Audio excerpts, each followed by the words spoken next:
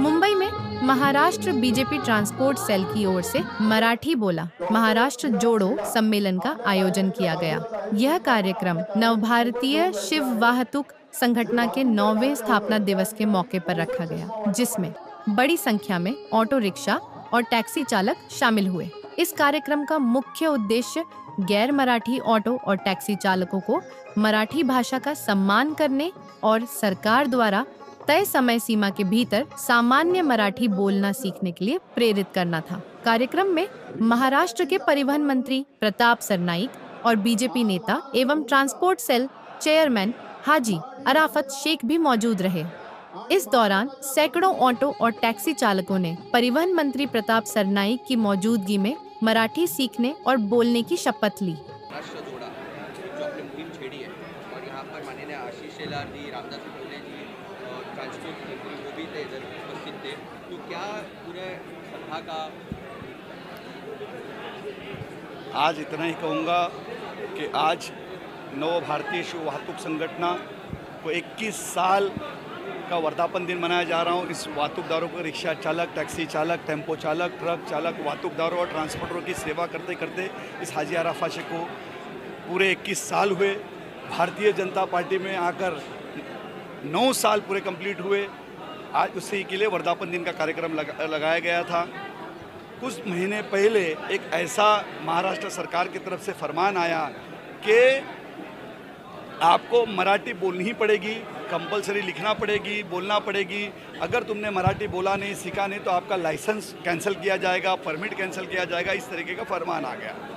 जैसी फरमान आया, सभी रिक्शा वाले, टैक्सी वाले, पांडे जी, शुक्ला जी, गुप्ता जी, अब्दुल रहीम, अब्दुल करीम सब मेरे घर पे दौड़े और उन्होंने कहा कि इस तरीके का अगर फरमान आ गया तो हम किस तरीके से काम कर पाएंगे। इस शहर के अंदर गुंडागिरी शुरू हो गई, तोड़फोड़ शुरू हो गई, गाड़ियों की कांचें तोड़ना शुरू किए, पत्थर मारना शुरू कर गए। कुछ ऐसी छोटी मोटी पार्टियों ने ये भी शुरू कर दिया। तो जैसे मैंने बातें सुनी, मैं 2-2.5 साल से मेरी माँ की तबीयत ठीक नहीं होती, इसलिए मैं थोड़ा यूनियन क्षेत्र में थोड़ा शांत बैठा था। लेकिन जब पत्थर मारने की बात आई, मेरे सभासदों के ऊपर बात आ गई, उनके परिवार की रोजी रोटी की बात है, तो हाजी अराफा शेख उठ खड़ा हुआ और मैंने तुरंत प्रताप सरनाईक ट्रांसपोर्ट मंत्री जी से बात की और उनसे कहा कि बिल्कुल अगर आप चाहते हैं तो बिल्कुल हम बिल्कुल आपकी बात सुनते हैं कि हम मराठी का आदर करते हैं, मराठी का रिस्पेक्ट करते हैं। कि मैं देहू आळंदी का हूँ, मैं प्रत्येक सभेमध्ये सांगतो, हे मुसलमान आहे पण हक्कानी सांगतो, मी मराठी आमचं स्वाभिमान, महाराष्ट्रात आमचा जन्म झाला, हाच आमचे अभिमान। ऐसे कितने साल से मैं बोलते आ रहा हूँ और इस मराठी की भाषा की, अस्मिता की हम इज्जत करते हैं, इस शहर की इज्जत करते हैं। हम यहाँ के भूमिपुत्र हैं। आप कई ऐसे कवि को अगर जब सुनेंगे कि उसके बाद अगर आज उसके अंदर जब भाषा की बात करेंगे तो उर्दू लैंग्वेज की जब सुनेंगे तो आपको खूबसूरती लैंग्वेज नज़र आएंगी और मराठी लैंग्वेज अगर आप सुनेंगे तो एक मोहब्बत वाली लैंग्वेज समझ आएगी। हमने तो उन्होंने बिल्कुल मुझसे कहा कि हाजी भाई 2 रोज़ के अंदर मंत्रालय में मीटिंग लगाता हूँ। सभी यूनियन के लोगों को उन्होंने बुलाया, बातचीत की। हमने कहा हमारा मार्ग आंदोलन नहीं है, क्योंकि रिक्शा चालक, टैक्सी चालक आज सुबह जब घर से जब निकलता है तो रात में कमा के जाता है, उसका तब उसका घर का चूल्हा जलता है। लेकिन अगर हमको आंदोलन के ऊपर मजबूर करेंगे तो ऐसा नहीं चलेगा। तो उन्होंने कहा कि नहीं, बिल्कुल आपको टाइम दिया जाएगा।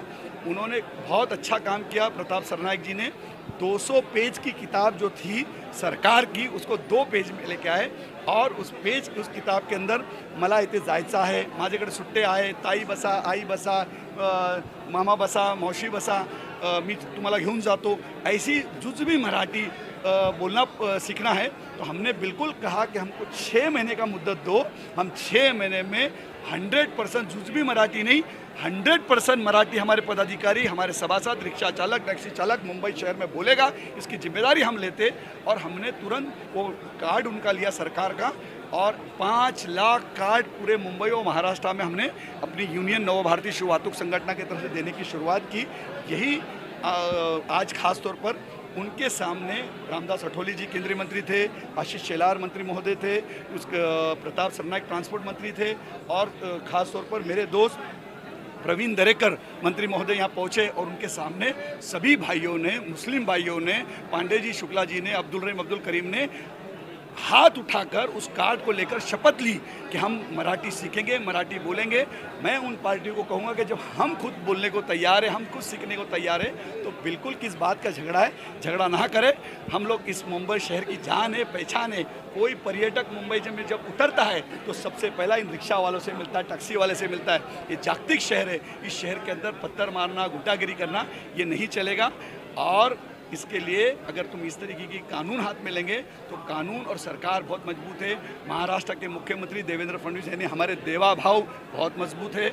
मुंबई की पुलिस बहुत मजबूत है, महाराष्ट्र की पुलिस सक्षम है, मजबूत है, उनसे निपटने का। और अगर उसके अलावा भी अगर वो कानून हाथ में लेंगे और पत्थरबाजी करने की कोशिश करेंगे तो ये हाजी अराफात शेख 21 साल वाहतूकदारों की सेवा कर रहा है। अगर हमारे रिक्शा चालक गरीब, टैक्सी चालक गरीब के ऊपर किसी ने हाथ उठाया तो उनका पिछवाड़ा लाल करने का काम ये हाजी अराफात शेख करेगा। ये हमने उसी दिन कहा, आज भी आपके मीडिया के माध्यम से कर रहा हूँ, क्योंकि ये इतनी तकलीफ में जी रहा है। उसको खाना खिलाना चाहिए, उसको राशन देना चाहिए, उसको कपड़ा देना चाहिए, उसके परिवार को पूछना चाहिए, उसके बच्चों की फीस भरने के आगे बढ़ना चाहिए, सरकार से हमने लड़ना चाहिए। लेकिन ये सब नहीं करते और दादागिरी करते। गरीब पे क्या दादागिरी करते?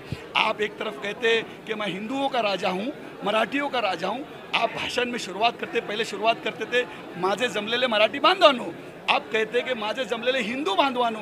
जब हिंदू बात करते और हिंदू पांडे जी को कैसा आप मार सकते, हिंदू शुक्ला जी को कैसा मार सकते, हिंदू दुबे जी को कैसा मार सकते? कहीं ना कहीं नवनिर्माण सेना के सभी पदाधिकारी को भी सोचना पड़ेगा कि हम किसको मार रहे हैं। हिंदू को मार रहा है, ये बड़ी दुख की बात है इस शहर के अंदर। ये कहीं ऐसा होना नहीं चाहिए। आप उनकी बात रखो, अपनी बात रख सकते। और मुझे लगता है इसके बाद वाद विवाद खत्म। आज सभी लोगों ने शपथ विधि लिए, आप सभी लोग एंजॉय करो। सभी रिक्शा वाले से कर रहा हूँ, टैक्सी वाले अपना काम करो, पढ़ाई करो। और ऐसे जो लोग हैं उनके सामने जैसे यादो किताब बताओ, कार्ड बताओ और शुद्ध मराठी में बात करो तो वैसे ही पत्थर मारने वाला तुमको गला लगा के जाएगा। यही आपके सामने खास तौर पे कहना है। या माझ्या श्रमिक कष्टकरी मुंबईची सेवा करणाऱ्या टॅक्सी रिक्षा चालकांना त्या ठिकाणी खटाव समिती असेल, हाकीम समिती असेल, या सगळ्यात न्याय देण्यासाठी जर प्रतापजी कोणी उभं राहत असेल तर त्यांच्या न्यायासाठी लढणारा मुंबईत आणि महाराष्ट्रातलं उमद एकमेव नेतृत्व म्हणजे हाजी अराफत शेख आहे। हे मला त्याचा आनंद आहे। योग्य अशा प्रकारची दिशा देण्याचं काम परिवहन मंत्री म्हणून करतायत ते या राज्याचे परिवहन मंत्री सन्माननीय प्रताप सरनाईक साहेब आणि आजच्या या एक ऐतिहासिक अशा प्रकारच्या कार्यक्रमाचे आयोजक हाजी अराफत शेख, व्यासपीठावरील सब सन्माननीय मान्यवर और रिक्शा टैक्सी चालक भाइयों, मैं मराठी में बोलूंगा, फिर आपको मराठी सीखने के लिए उपयुक्त होगा।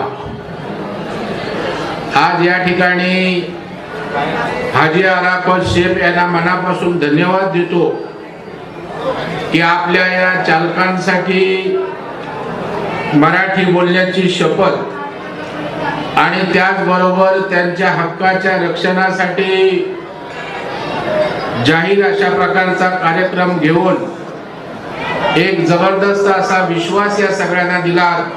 त्याबद्दल हाजी अराफत शेख यांचं मनापासून अभिनंदन करतो, त्यांना धन्यवाद देतो। खरं म्हणजे आशिषजी, मी आता सारा स्टार मधनं एक कार्यक्रम करून आलो। मोठी सुवाली मी आज कलकत्त्यामध्ये होतो। देवेंद्र फडणवीस साहेब, आम्ही एकनाथ शिंदे साहेब, सुनीत्रा पवार मॅडम आणि सर्व अनेक देशातले मुख्यमंत्री, उपमुख्यमंत्री, एनडीएचे सगळे नेते उपस्थित होते। आणि त्या ठिकाणी ज्या एका मंत्र्यांनी शपथ घेतली ती दिलीप हो, त्यांनी मला हात मिळवला। ते म्हणाले की बांगला फारच आहे चांगला। ये म्हणाले कि मराठी भाषा और हमारी बंगाली भाषा में बहुत बड़ा ज्यादा अंतर नहीं है।